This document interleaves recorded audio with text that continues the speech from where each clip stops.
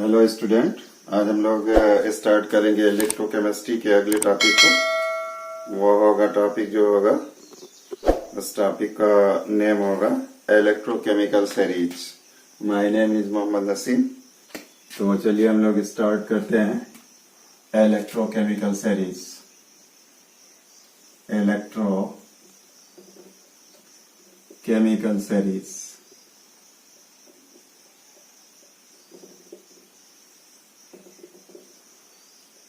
Electrochemical series है क्या? जितने भी एलिमेंट्स होते हैं उन एलिमेंट्स के स्टैंडर्ड रिडक्शन पोटेंशियल को इंक्रीजिंग या डिक्रीजिंग ऑर्डर में अरेंज करने से जो सीरीज बनती है उसी सीरीज को हम लोग इलेक्ट्रोकेमिकल सीरीज कहते हैं।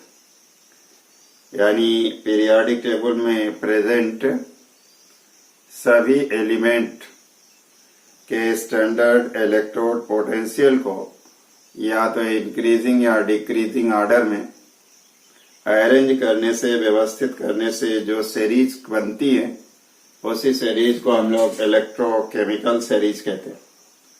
इस सीरीज को हम लोग इलेक्ट्रोमोटिव सीरीज भी कहते हैं। इसको इलेक्ट्रोपोटेंशियल सीरीज भी कहा जाता है और इसे एक्टिविटी सीरीज भी कहा जाता है।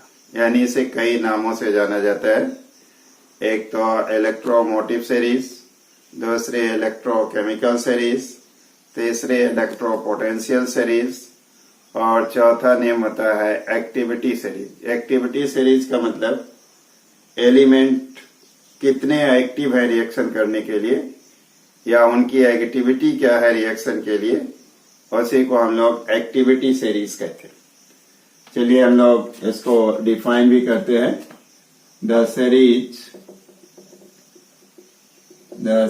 Of the elements arranged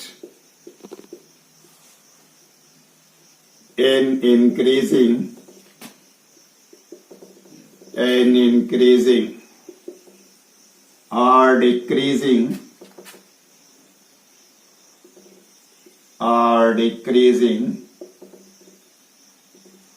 order of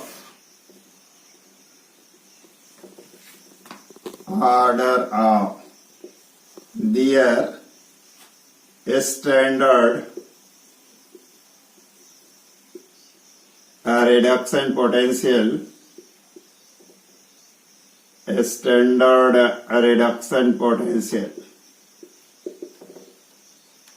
reduction potential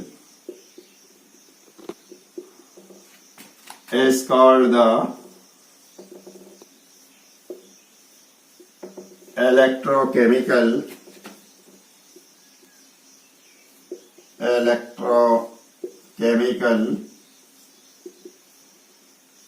or electromotive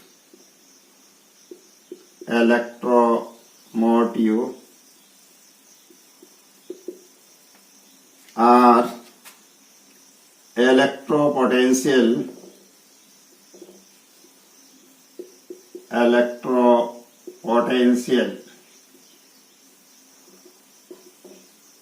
or activity series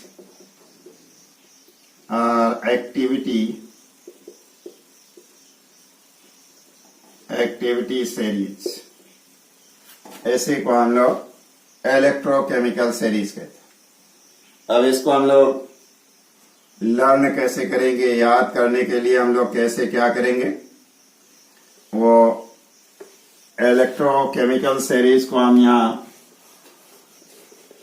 express करते हैं और उनके याद करने के मैनर को या ट्रिक को भी बताते हैं, कैसे हम लोग इलेक्ट्रोकेमिकल सीरीज को लर्न रखेंगे।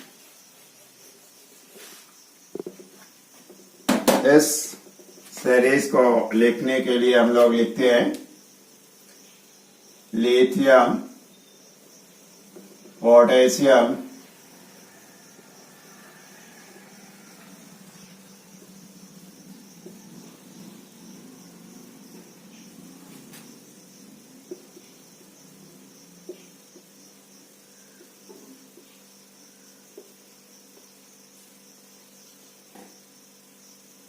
Lithium, potassium, beryllium, calcium, sodium, magnesium, aluminium, manganese, zinc, chromium, iron, cobalt, nickel,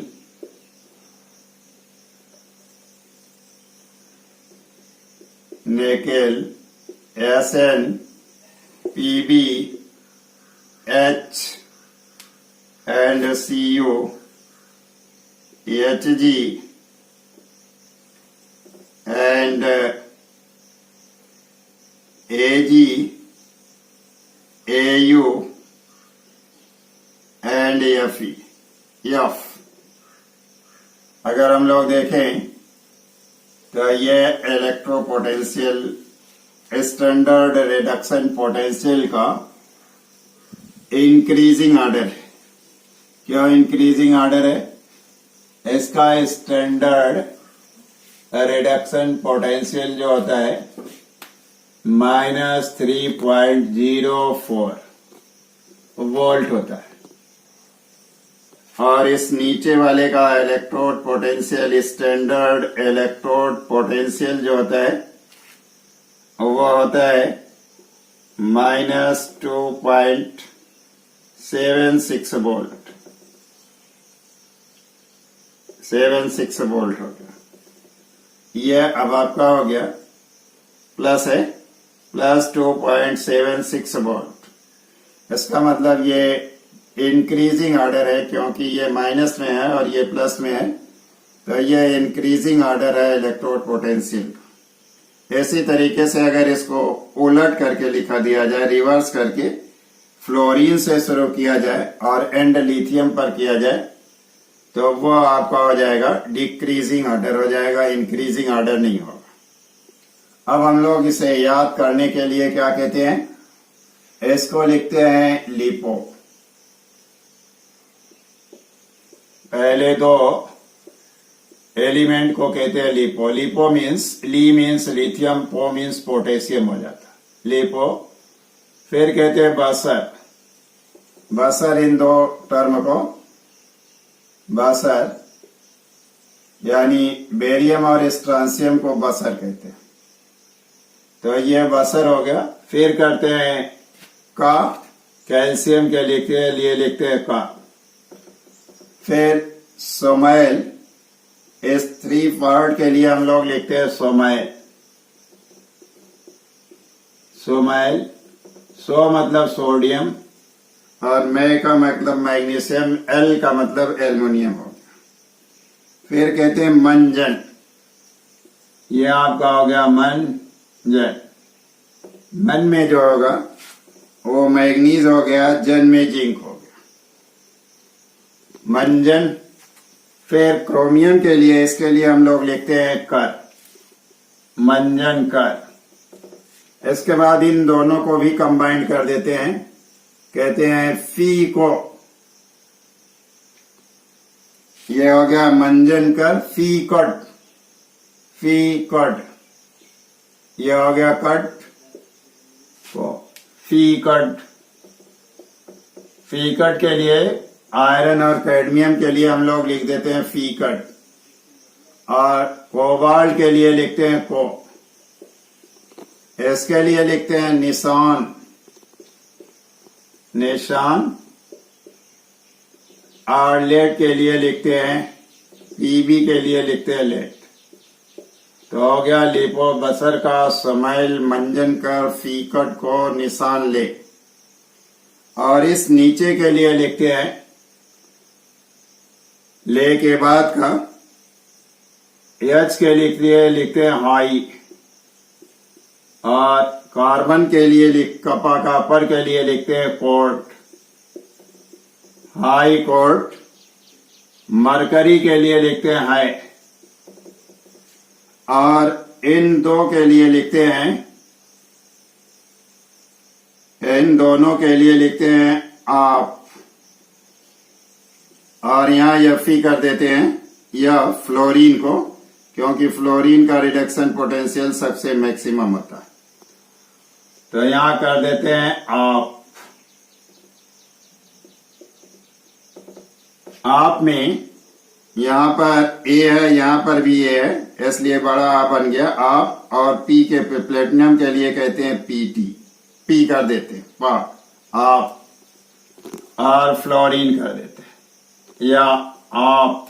फिर तो ये याद करने का तरीका है, लेपो बसर का समाइल मंजन कर फीकट को निशान ले, हाई कोर्ट है आपका। फिर तो ये याद करने के लिए ये तरीका है आपका, कभी भी इलेक्ट्रोकेमिकल सीरीज भूलेगी नहीं इससे। अब चलिए हम लोग देखते हैं इलेक्ट्रोकेमिकल सीरीज का यूजेस क्या है, एप्लीकेशन क्या है। इस इलेक्ट्रोकेमिकल सीरीज के डिफरेंट यूज है, यानी डिफरेंट एप्लीकेशन है। वो एप्लीकेशन क्या है उन पर भी हम लोग केयर करते हैं। और ये इलेक्ट्रोकेमिकल सीरीज अलग अलग बुकों में थोड़ा सा डिफर अलग अलग तरीके से दी गई है। कहीं पर किसी एलिमेंट को पहले कर दिया गया और किसी को बाद में किया गया। यहाँ हम लोग लिखते हैं application electrochemical series, ACS। ACS का मतलब इलेक्ट्रोकेमिकल सीरीज। पहला यूज क्या है? It is used to find out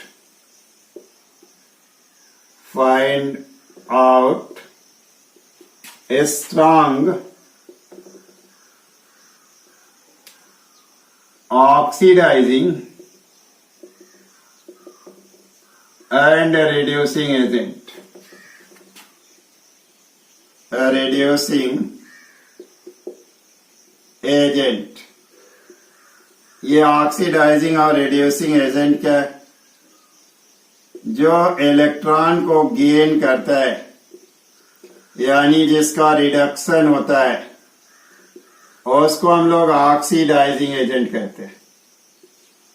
जैसे कॉपर है, कॉपर इलेक्ट्रॉन गेन कर रहा है और कन्वर्ट हो रहा है कॉपर सॉलिड में, इसलिए ये कॉपर जो है ये oxidising agent, oxidising agent, oxidising agent है। इसी तरीके से रिड्यूसिंग एजेंट वो होता है जो इलेक्ट्रॉन डिस्चार्ज करके आयन में कन्वर्ट हो जाता है। जैसे Zn है, सॉलिड स्टेट में है, ये इलेक्ट्रॉन जब डिस्चार्ज करेगा तो एक्वस कंडीशन में जिंक आयन में कन्वर्ट हो जाएगा। जब जिंक आयन में कन्वर्ट हो गया तो यहाँ ये इलेक्ट्रॉन डिस्चार्ज कर रहा है, ऑब्टेन नहीं कर रहा है, गेन नहीं कर रहा है, इसलिए ये हो गया रिड्यूसिंग एजेंट। रिड्यूसिंग एजेंट है, यानी जो इलेक्ट्रॉन गेन करे वो ऑक्सीडाइजिंग एजेंट, और जो इलेक्ट्रॉन लॉस करे या लूज करे उसको हम लोग रिड्यूसिंग एजेंट कहते हैं। रिड्यूसिंग एजेंट अब इसको हम लोग कहेंगे। अब हम लोग कैसे पता करते हैं कि कौन स्ट्रॉन्ग ऑक्सीडाइजिंग एजेंट है, कौन वीक ऑक्सीडाइजिंग एजेंट है, या कौन स्ट्रॉन्ग रिड्यूसिंग एजेंट है, या कौन स्ट्रॉन्ग लूज या लोअर रिड्यूसिंग एजेंट है, इसको कैसे पता करते हैं? चलिए सपोज करिए लिथियम जो है इसका स्टैंडर्ड रिडक्शन पोटेंशियल है -3.04, और इसी के बाद अगर किसी और का देखा जाए, जैसे Zn का देखा जाए, तो Zn का ऑक्सीडेशन रिडक्शन पोटेंशियल होता है -0.34 वोल्ट। ये इतना वोल्ट है और इसका है इतना वोल्ट। अब अगर हम लोग देखें तो ये वैल्यू जो होगी, इस वैल्यू से क्या होगी देखते हैं। ये वैल्यू हम लोगों की जो है, ये माइनस वैल्यू जो है कम और ये माइनस वैल्यू मैक्सिमम है। अब इसमें देखते हैं कि कौन स्ट्रॉन्ग रिड्यूसिंग एजेंट है। जिसकी माइनस वैल्यू मैक्सिमम है उसके अंदर इलेक्ट्रॉन लूज करने की कैपेसिटी दूसरे उस एलिमेंट से जिसकी माइनस वैल्यू कम है स्टैंडर्ड रिडक्शन पोटेंशियल की, उससे मैक्सिमम हो। यानी ये इलेक्ट्रॉन इजिली रिमूव करेगा कंपैरिजन टू जिंक के। तो लिथियम इलेक्ट्रॉन इजिली रिमूव करेगा, यानी आसानी से रिमूव कर देगा, डिस्चार्ज कर देगा या किसी को डोनेट कर देगा। अगर लिथियम इलेक्ट्रॉन डोनेट करता है तो यहां देखते हैं लिथियम +1 इलेक्ट्रॉन हो जाता है। इसका मतलब लिथियम जो है ये इलेक्ट्रॉन लूज करने की कैपेसिटी इसके अंदर ज्यादा है, डोनेट करने की कैपेसिटी ज्यादा है, मैक्सिमम है। इसलिए ये क्या है, strong reducing agent, strong reducing agent. किसकी कंपैरिजन में? In comparison to zinc.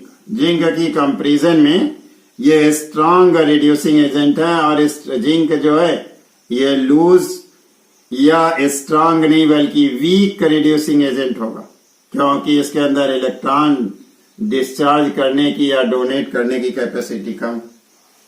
इसी तरीके से हम लोग देखते हैं Cu को ले ले तो Cu के अंदर इलेक्ट्रॉन एक्सेप्ट करने की कैपेसिटी, इलेक्ट्रॉन लेने की कैपेसिटी मैक्स कितनी होती है ये देखते हैं।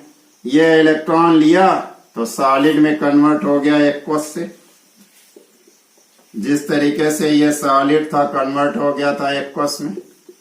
इसकी वैल्यू होती है, Cu की वैल्यू जो होती है, इसका स्टैंडर्ड ऑक्सीडेशन रिडक्शन पोटेंशियल जो होता है ये प्लस में होता है, और वो होता है 0.74 होता है, 0.74 वोल्ट होता है। लेकिन Fe का देखते हैं, F का यानी फ्लोरीन का रिडक्शन पोटेंशियल जो होता है +2.76 होता है, 76 वोल्ट होता है। अब इसमें देखते हैं कि किसके अंदर इलेक्ट्रॉन गेन करने की कैपेसिटी ज्यादा है। Fe जब इलेक्ट्रॉन गेन करेगा तो एक इलेक्ट्रॉन गेन करने के बाद ये कन्वर्ट किस में हो जाएगा, Fe माइनस में। एक इलेक्ट्रॉन गेन किया इसलिए Fe माइनस में ये कन्वर्ट हो गया। ये सॉलिड में था, ये एक्वस कंडीशन में आ गया, इस कंडीशन में। तो इलेक्ट्रॉन गेन करके ऐसा आएगा। अब ये इसके अंदर इलेक्ट्रॉन गेन करने की कैपेसिटी ज्यादा है, इसलिए ये क्या है, strong oxidising agent. Strong oxidising agent किसकी कंपैरिजन में? ये कॉपर की कंपैरिजन में स्ट्रॉन्ग ऑक्सीडाइजिंग एजेंट। तो इसका मतलब इसकी सहायता से या इसकी मदद से, इलेक्ट्रोकेमिकल सीरीज की मदद से हम लोग ये पता कर लेते हैं कौन स्ट्रॉन्ग ऑक्सीडाइजिंग है, कौन स्ट्रॉन्ग रिड्यूसिंग एजेंट है, इसका पता कर लेते हैं। दूसरा क्या करते हैं हम लोग इसकी मदद से, देखते ये हैं कि एनोड और कैथोड का भी पता किया जाता है। we find out cathode and anode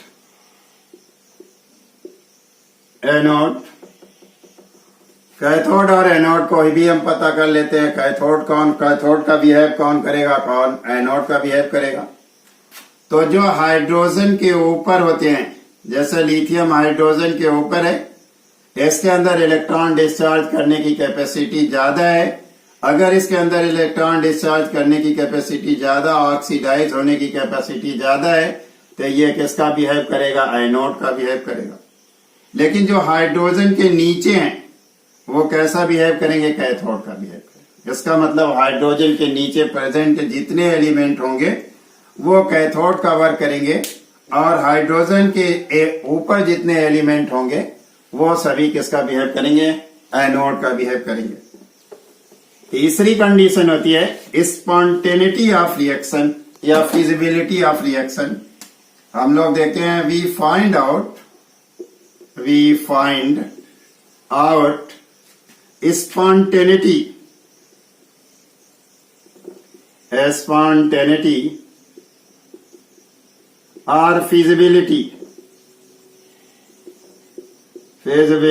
of element of cell कहते हैं। सेल की स्पॉन्टेनिटी क्या है, क्या सेल में जो रिएक्शन होंगे वो खुद ब खुद होंगे, ऑटोमेटिकली होंगे, या उनको कराना पड़ेगा। तो इसका पता हम लोग करते हैं। कैसे पता करते हैं? ईएमएफ के थ्रू, ईएमएफ के through. EMF of cell, EMF of cell होना क्या चाहिए? ग्रेटर देन 0 होना चाहिए। अगर EMF of cell greater than 0 है तो वो स्पॉन्टेनिटी रिएक्शन होगा, यानी वो रिएक्शन सेल रिएक्शन खुद ब खुद होगा, उसको कराने की जरूरत नहीं पड़ेगी। जैसे देखते हैं, हम लोग लिखते हैं E naught of cell is equal to E naught of cathode, cathode minus E naught of anode, E naught of anode. इसमें हम लोग गैल्वेनिक सेल को ले लेते हैं जिसमें जिंक और कॉपर का यूज किया जाता है। तो कॉपर कैथोड की तरह बिहेव करता है। कॉपर के लिए ई नॉट ऑफ 0 क्या होता है? यहां हम लोग लिखते हैं, होता है रिडक्शन में, रिडक्शन पोटेंशियल में, उसको हम लोग लिखते हैं 0.74। और एनोड की तरह जो बिहेव करता है वो जिंक होता है, उसको हम लोग लिखते हैं -0.34। एक्सक्यूज मी, यहाँ ये होता है कैथोड की वैल्यू जो होती है, कॉपर की वैल्यू ये 3.4 होती है और इसकी होती है 0.74।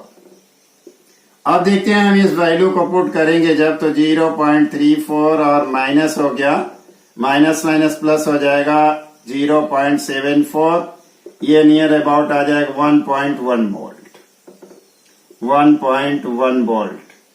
ये वैल्यू क्या है? 0 से ग्रेटर है, इसलिए ये रिएक्शन क्या होगा? स्पॉन्टेनिटी होगा, खुद ब खुद होगा, स्पॉन्टेनिटी इसमें होगी, स्पॉन्टेनिटी, स्पॉन्टेनियस होगा ये रिएक्शन, इसको कराने की जरूरत नहीं पड़े। अगर इसी को दूसरी कंडीशन में देख लिया जाए, जिंक को क्या कर दिया जाए? कैथोड बना दिया जाए और कॉपर को एनोड बना दिया जाए। तो जब जिंक को हम, जिंक की वैल्यू हो जाएगी -0.74 और इसकी वैल्यू हो जाएगी माइनस, कॉपर की वैल्यू होती है प्लस 0.34, दोनों को ऐड कर लेते हैं, देखेंगे 0.74 और माइनस हो जाएगी 0.34, ये हो जाएगी -1.1 वोल्ट आएगी। ये माइनस में वैल्यू आ रही है जो 0 से कम है, तो इसलिए हम लोग इसको कहेंगे नॉन स्पॉन्टेनियस होगा, नॉन स्पॉन्टेनियस, स्पॉन्टेनियस। ये रिएक्शन कैसा होगा? खुद ब खुद नहीं होगा, अपने आप नहीं होगा, बल्कि इसे कराना पड़ेगा, नॉन स्पॉन्टेनियस होगा। अब ये 3 आपको यूजेस मालूम हो गया, एप्लीकेशन। चौथा एप्लीकेशन है आपका कि रिप्लेसमेंट ऑफ मेटल या रिमूवल ऑफ मेटल या मेटल रिमूवल, मेटल रिमूवल। देखते हैं मेटल रिमूवल क्या है। जब किसी भी मेटल को, सपोज करिए जिसके अंदर इलेक्ट्रॉन डिस्चार्ज करने की कैपेसिटी है, लूज करने की कैपेसिटी है, वो करता क्या है? जिसके अंदर इलेक्ट्रॉन डिस्चार्ज गेन करने की कैपेसिटी होती है, उसे रिमूव कर देता। किससे? उसके एक्वस सोल्यूशन से। इसका एक्वस सोल्यूशन होगा। जिंक जो है ये स्ट्रॉन्ग रिड्यूसिंग एजेंट, और जिंक स्ट्रॉन्ग रिड्यूसिंग एजेंट, और ये क्या है? ऑक्सीडाइजिंग एजेंट है। तो ये रिड्यूसिंग एजेंट ऑक्सीडाइजिंग एजेंट को रिमूव कर देगा। यहां बनाएगा क्या? बना लेगा ZnSO4 और कॉपर क्या हो जाएगा? फ्री हो जाएगा। तो मेटल रिमूवमेंट यही है कि एक मेटल दूसरे मेटल को रिमूव कर देता है। तो यहां हम लोग लिखेंगे the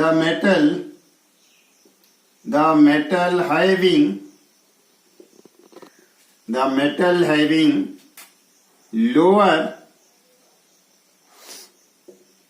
lower standard reduction potential. Remove the metal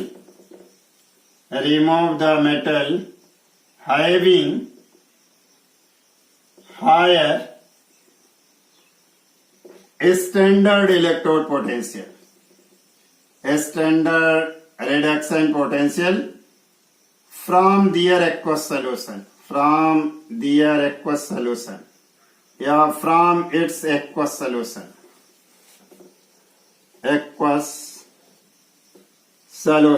यानी उसके एक्वस सोल्यूशन से जलीय विलयन से उसे हटा देता। इसका जो स्टैंडर्ड रिडक्शन पोटेंशियल जो होता है ये कम होता है और इसका ज्यादा होता है क्योंकि ये निगेटिव में होता है, ये पॉजिटिव में। इसकी वैल्यू होती है -0.74 और इसकी वैल्यू होती है +0.34। तो ये करता क्या है, इसको रिमूव कर देता है। ये जिसका स्टैंडर्ड रिडक्शन पोटेंशियल लोअर होता है वो रिमूव करता है हायर स्टैंडर्ड रिडक्शन पोटेंशियल रखने वाले को। एक टॉपिक इसमें और है कि metal remove the hydrogen from the mineral acid solution. Removal of hydrogen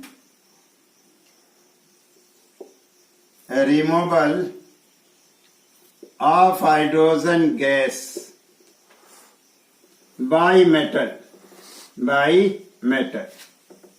हम लोग देखते हैं जैसे जो मिनरल्स एसिड होते हैं सच एज HCl है, HCl से अगर Zn को रिएक्ट कराया जाए तो ये Zn मेटल है, Zn करेगा क्या, हाइड्रोजन को रिमूव कर देगा हाइड्रोजन गैस के फॉर्म में और बना लेगा जिंक क्लोराइड सॉल्ट बना लेगा।